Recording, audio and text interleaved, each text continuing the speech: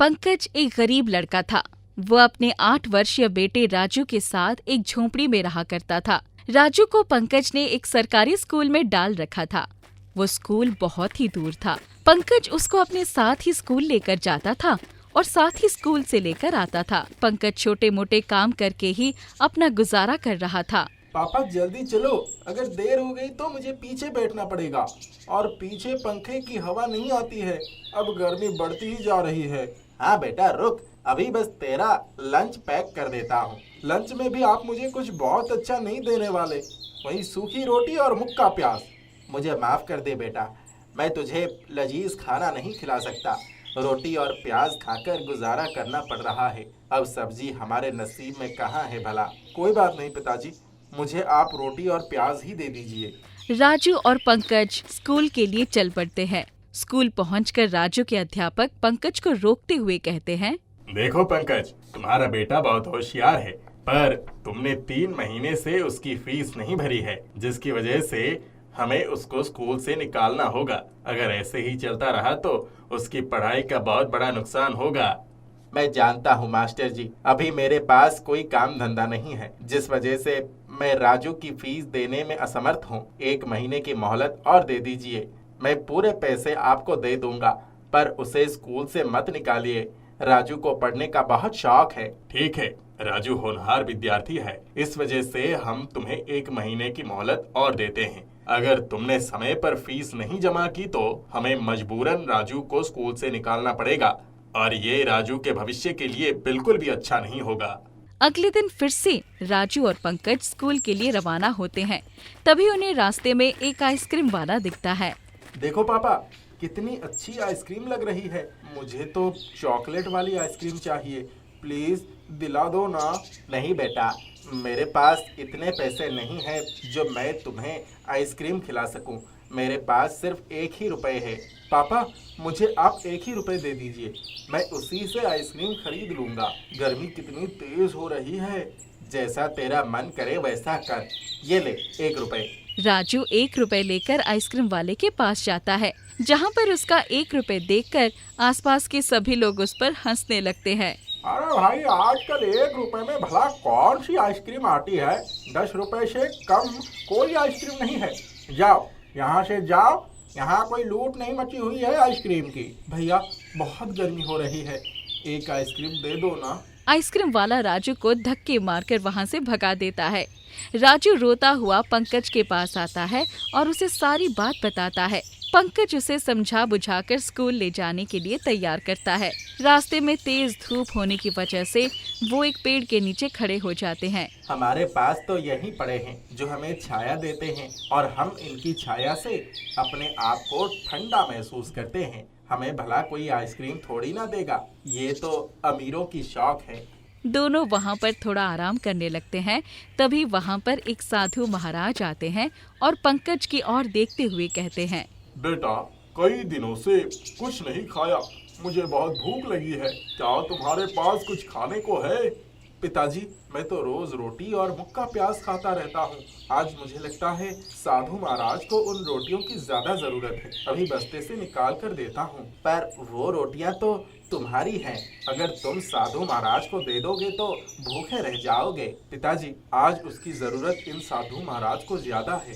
हमारे मास्टर जी ने सिखाया है कि हमें किसी को भूखे नहीं रखना चाहिए, और अभी तो सुबह हुई है और साधु महाराज को बहुत तेज भूख लग रही होगी, तो उन रोटियों की जरूरत पहले साधु महाराज को ही है। पंकज और राजू खुशी खुशी साधु महाराज को रोटी खिला देते हैं, जिसकी वजह से साधु महाराज उनसे बहुत खुश होते हैं और राजू के उदासी चेहरे को देखकर कहते हैं, मैं तुम्हारी सब दुविधा जानता हूँ बेटा, ये लो छतरी, ये तुम्हारे बहुत काम आएगी। तुम्हारे खाना खिलाने से मेरी भूख शांत हो गई है। मेरे पास और कुछ तो नहीं है, बस ये एक छतरी है, इसे तुम रख लो। साधु महाराज की कृपा समझकर वो छतरी को अपने पास रख लेते हैं। कुछ दिन तक वो उस छतरी का कोई प्रयोग नहीं करते। फिर एक दिन दोपहर को बहुत तेज धूप होने की वजह से पंकज राजू से कहता है, राजू, अगर तुम बाहर जा रहे हो तो साधु महाराज की ये छतरी लेकर जाओ, जिससे तुम्हें धूप कम लगेगी। हाँ पापा, अब तो हमारे पास छतरी है। राजू जैसे ही उस छतरी को खोलता है तो उसमें बहुत सारी आइसक्रीम लटक रही होती है। ये देखकर राजू को बहुत आश्चर्य होता है। पापा ये देखो कितनी सारी आइसक्रीम। ये इतनी सारी आइसक्रीम इस छत्ते में से कैसे लटक रही है? ये तो साधु महाराज का छत्ता है ना। मुझे लगता है साधु महाराज को हमारी समस्या पता थी, इसीलिए उन्होंने इस छत्ते में इतनी सारी आइसक्रीम रख दी। मेरा आइसक्रीम खाने का मन था ना, इसीलिए उन्होंने ऐसा किया होगा। जरा मुझे ये ऑरेंज वाली आइसक्रीम खिलाना तो सही। मैं 2 चॉकलेट वाली आइसक्रीम खाऊंगा। वो दोनों 2 आइसक्रीम तोड़ते हैं, पर उनकी खुशी का तब और भी ठिकाना नहीं रहता जब टूटी हुई आइसक्रीम की जगह पर एक नई आइसक्रीम फिर से लटकने लगती है। वो जितनी आइसक्रीम तोड़ते उतनी आइसक्रीम उस छत पर वापस लग जाती। ये तो कमाल हो गया। हमने बाबा को बस 2 सूखी रोटी खिलाई थी, उन्होंने तो हमारे जीवन में खुशियां ही खुशियां भर दी। अब हम जी भर के आइसक्रीम खा सकते हैं। पंकज और राजू जी भर के आइसक्रीम खाते हैं और फिर भी आइसक्रीम खत्म नहीं होती। तो पंकज राजू से कहता है, राजू ये तो जादुई आइसक्रीम छत्ता लगता है। इसमें से तो आइसक्रीम खत्म ही नहीं हो रही है। हमें ये आइसक्रीम गरीब बच्चों में बांट देनी चाहिए, क्योंकि गरीब बच्चे आइसक्रीम खाने में असमर्थ होते हैं। और इस छतरी से तो हम कितनी भी आइसक्रीम खा सकते हैं। ये छतरी तो हमें आइसक्रीम देती ही रहेगी। हाँ पापा, मैं अपने सारे दोस्तों को बुलाकर लाता हूँ। सबको मैं तरह तरह की आइसक्रीम दूंगा। बहुत मजा आने वाला है अब तो। राजू अपने सभी दोस्त को बुलाकर जी भर के आइसक्रीम खिलाता है और जिसकी वजह से उसके सारे दोस्त खुश होते हैं।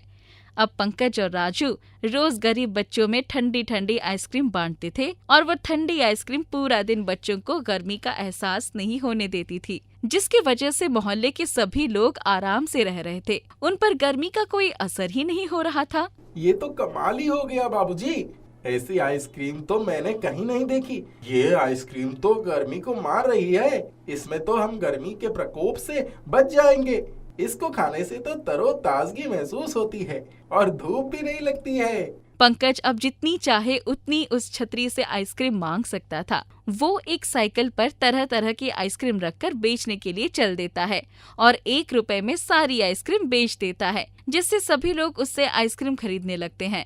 आइसक्रीम का स्वाद भी सभी आइसक्रीम से बहुत अच्छा होता है, इसलिए अमीर लोग भी उससे आइसक्रीम खरीदते हैं। उसकी आइसक्रीम के लिए लंबी लाइनें लगी हुई होती है। ये देखकर पंकज बहुत खुश हो जाता है। राजू बेटा, देखो हमने आइसक्रीम बेच बेच कर कितने पैसे कमा लिए और अब हम अमीर बनने वाले हैं। आज हमारे पास अपना खुद का मकान है और खुद की गाड़ी भी है। अब हम कभी भी कहीं भी जा सकते हैं। पंकज और राजू अपनी आइसक्रीम छतरी को पाकर बहुत खुश थे और उससे भी ज्यादा खुशी उन्हें लोगों की मदद करने में मिल रही थी। एक नदी के किनारे उसी नदी से जुड़ा एक बहुत बड़ा जलाशय था। जलाशय में पानी गहरा होता है, इसलिए उसमें काई तथा मछलियों का प्रिय भोजन जलीय सूक्ष्म पौधे भी उगा करते हैं और ये जगह तो मछलियों को बेहद पसंद आती है। उस जलाशय में भी नदी से बहुत सारी मछलियां आकर रहा करती थी। अंडे देने के लिए तो तकरीबन सारी मछलियां उसी जलाशय में आती थी। वो जलाशय लंबी घास व झाड़ियों से घिरा होने के कारण आसानी से नजर नहीं आता था। नील कमल मछली संकट आने के लक्षण मिलते ही हमेशा संकट को टालने के उपाय में लगी रहती थी। और फिर रानीमती मछली कहती थी कि संकट आने पर ही उससे बचने का यत्न करो। कमला मछली का सोचना था कि संकट को टालने या उससे बचने की बात तो एकदम फिजूल है। अरे करने कराने से अगर कुछ होता तो बहुत पहले हो गया होता। जो कुछ किस्मत में लिखा है वो तो होकर ही रहेगा। पता है फिर क्या हुआ? एक दिन शाम को सभी मछुआरे नदी में मछलियां पकड़कर घर वापस जा रहे थे, क्योंकि बहुत कम मछलियां उनके जाल में फंसी थी।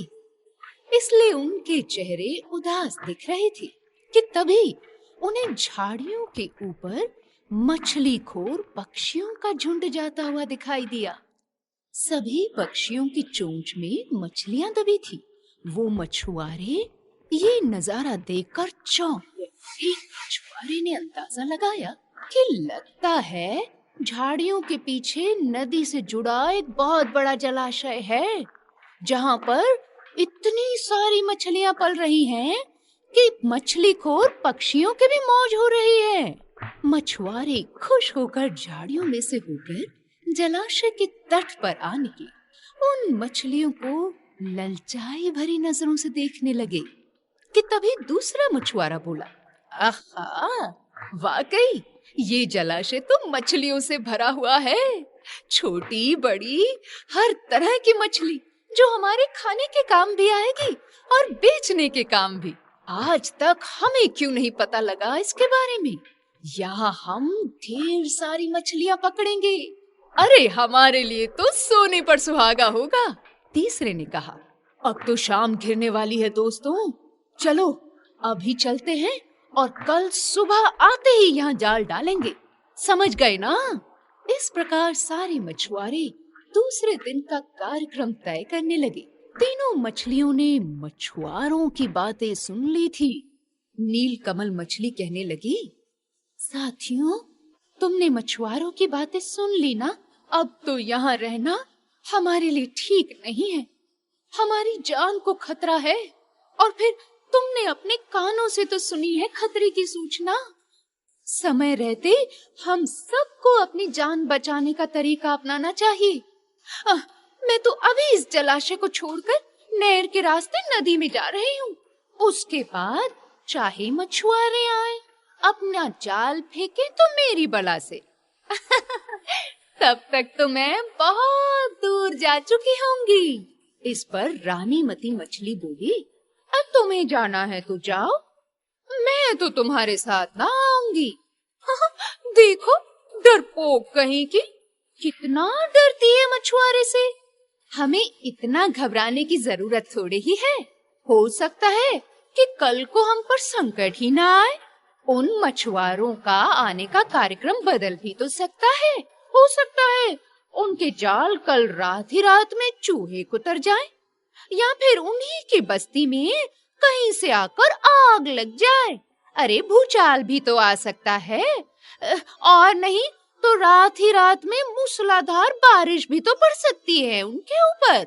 बाढ़ से उनका सारा गांव बह सकता है, इसलिए उनका आना अभी निश्चित नहीं है। जब वो आएंगे तब की तब सोचेंगे। हो सकता है कि मैं उनके जाल में ही ना फंसूं। मैं कोई मगरमच्छ हूँ जो उनके जाल में फंस जाऊंगी आसानी से। इस पर कमला मछली ने अपनी भाग्यवादी बात कही, अरे बहनों, भागने से अब तक कुछ हुआ है जो आगे हो जाएगा? मछुआरों को आना है तो आ जाएंगे। अरे हमें उनके जाल में फंसना है तो हम फंस ही जाएंगे ना। किस्मत में मरना लिखा है तो क्या किया जा सकता है, बोलो। इस प्रकार नीलकमल मछली तो तुरंत ही वहां से चली गई। रानी मती और कमला मछली जलाशय में ही रह गई। सुबह हुई तो मछुआरे अपना जाल लेकर उसी जलाशय के पास आ गए और लगे जलाशय में जाल फेंकने। उन्हें तो मछलियों का लालच पहले से ही था। रानी मती मछली ने संकट को आए देखा तो लगी अपनी जान बचाने के उपाय सोचने। उसका दिमाग तो 200 प्रति घंटे की रफ्तार से चल रहा था। आसपास छिपने के लिए कोई जगह नहीं थी। तभी उसे याद आया कि उस जलाशय में काफी दिनों से एक मरे हुए ऊद बिलाव की लाश तैर रही है। वो उसके बचाव के काम आ सकती है। रानी मती मछली जल्दी से उस लाश के अंदर चली गई। लाश सड़ने लगी थी, लेकिन रानी मती मछली को तो अपनी जान बचाने की लगी थी। सड़ती लाश की सड़ांध अपने ऊपर लपेटकर वो बाहर निकली। कुछ ही देर में मछुआरे के जाल में रानी मती मछली फंस गई। मछुआरे ने अपना जाल खींचा और मछलियों को किनारे पर जाल से उलट दिया। मछलियां तो जैसे तड़पने लगी। उनके लिए जल ही तो जीवन था। परंतु रानी मती मछली अपना दम साध कर मरी हुई मछली की तरह पड़ी रही। जैसे मछुआरों को ये लगे कि ये मछली ऊद बिलाव के पेट के अंदर जाकर उसकी सड़ी हुई बदबू से मर गई है। और दोस्तों, हुआ भी यही। मछुआरे को सड़ांध का भभका लगा तो वो मछलियों को उलट पलट कर देखने लगा। फिर उसने बेसुध पड़ी हुई रानी मछली को उठाया, उसे सूंघा। हाय राम, छी! ये मछली तो कई दिनों की मरी हुई है, पूरी तरह सड़ चुकी है। ऐसा मुंह बनाकर उस मछुआरे ने रानीमती मछली को वापस जलाशय में फेंक दिया। रानीमती मछली तो अपनी बुद्धि का प्रयोग कर संकट से बच निकली, अपनी किस्मत को वाह-वाह करने लगी। पानी में गिरते ही उसने ऐसा गोता लगाया कि जलाशय की गहराई में जाने कहां खो गई। सुरक्षित गहराई में जाकर ही उसने अपनी जान की खैर मनाई। उधर कमला मछली भी मछुआरे के जाल में फंस चुकी थी। कमला मछली एक टोकरे में डाल दी गई थी। भाग्य के भरोसे बैठी रहने वाली कमला मच्छी ने उसी टोकरी में अन्य मछलियों की तरह तड़प तड़प कर अपनी जान गंवा दी। दोस्तों, इसीलिए कहते हैं कि भाग्य के भरोसे रहने से कुछ नहीं होता, अपने हाथ पांव चलाने से ही अपनी किस्मत को इंसान रचता है। जूनागढ़ में शिवाय नाम का एक पढ़ा लिखा आदमी रहता था। कोई काम ना मिल पाने की वजह से वो रिक्शा चलाने का काम किया करता था। वो पिछले 3 सालों से रिक्शा चलाने का काम करता था और उससे ही अपना घर बार चलाता था। एक दिन शिवाय रिक्शा लेकर चाय की दुकान के पास खड़ा था। तभी वहाँ एक आदमी आता है। अरे रिक्शा वाले, चलो तो जरा, मुझे मेरा घर छोड़ दो। जी बताइए, कहाँ है आपका घर? छोड़ देता हूँ अभी। मुझे क्या पता कहाँ है मेरा घर, मुझे तो मेरे घर जाना है। चलो मेरे घर मुझे छोड़ दो। जी ये आप कैसी बातें कर रहे हैं? मुझे कैसे पता होगा आपका घर कहाँ है और आपको कहाँ जाना है? कृपया बताइए मुझे। शिवाय उस आदमी से बातें कर ही रहा था कि तभी वहाँ बैठा एक आदमी शिवाय से कहता है, अरे क्या तुम इस पागल के चक्कर में पड़ रहे हो? ये पागल है, हर रोज इसी तरह सभी को परेशान करता है। मारो इसे और अपने काम पर जाओ। नहीं, मैं क्यों मारूंगा इन्हें? ठीक है, अगर ऐसी बात है तो चलता हूँ। इतना कहकर शिवाय वहाँ से जाने लगता है। तब फिर वो आदमी शिवाय को रोकता है। तुम्हें समझ में नहीं आ रहा है मैं क्या कह रहा हूँ? मुझे मेरे घर तक छोड़ दो, मुझे मेरे घर जाना है। वो आदमी शिवाय से जिद करने लगता है। क्या आप में से कोई बता सकता है या फिर जानता है कि इनका घर कहाँ है? मैं इन्हें इनके घर छोड़ देता हूँ। अरे इसका कोई घर नहीं है, ये तो पास वाली झोपड़ी में पड़ा रहता है और कोई ठिकाना नहीं है इसका। शिवाय उस आदमी को अपने रिक्शे पर बिठा लेता है। शिवाय उस आदमी को उसकी झोपड़ी तक लेकर आता है। ये देखिए, आ गए आप अपने घर। नहीं नहीं, ये मेरा घर नहीं है। नहीं, ये तो मेरा घर हो ही नहीं सकता। चलिए मैं आपको अंदर बिठाकर आता हूँ। शाम का वक्त हो रहा था। शिवाय उस आदमी को झोपड़ी के अंदर ले जाता है और उसे उसके बिस्तर पर लिटा देता है। अरे यहाँ क्यों छोड़कर जा रहे हो? मैं यहाँ नहीं रहूंगा। अरे आपको कहीं नहीं छोड़कर जा रहा हूँ मैं, आप आराम से सो जाइए। शिवाय वही पास में बैठ जाता है और वो आदमी सो जाता है। अब लगता है मुझे चलना चाहिए, वैसे भी बहुत देर हो गई है। शिवाय वहाँ से निकलने का सोच रहा था, तभी बहुत तेज बारिश शुरू हो जाती है और लगातार कई घंटों तक बारिश ही होती है। अब लगता नहीं मैं आज रात यहाँ से जा पाऊंगा, कल ही यहाँ से निकलूंगा। शिवाय भी पड़ोस में एक कपड़ा बिछाकर उसी झोपड़ी में सो जाता है। आधी रात हो रही थी, तभी वो आदमी जोर जोर से चिल्लाने लगता है। छोड़ दो मुझे, छोड़ दो, मैं कहीं नहीं जाऊंगा। ये मेरा घर है और मैं यहाँ रहूंगा। शिवाय की नींद खुल जाती है। क्या हुआ आपको? क्या हुआ? कोई आपको नहीं पकड़ रहा है, आप बिल्कुल आराम से सोए हुए हैं। देखिए। वो आदमी उठ जाता है और शिवाय को देख उसको गले लगा लेता है और बहुत जोर जोर से रोने लगता है। चुप हो जाइए, चुप हो जाइए। बताइए क्या बात है? जरूर आप किसी मुसीबत में हैं। मेरा नाम प्रताप चंद्र है। कई सालों पहले कुछ गुंडों ने मेरा सब कुछ मुझसे छीन लिया था। मेरा घर, मेरा धन, सभी चीज। और मुझे घर से बाहर निकाल दिया। उन लोगों ने आज तक मेरे बेटी को बंदी बनाकर रखा हुआ है। क्या सच में? हाँ, मैं एक जाना माना व्यापारी था। एक बार सौदा करते वक्त ही कुछ गुंडों ने मेरे साथ सौदा किया। मैं ये नहीं जानता था कि वो सभी गुंडे हैं।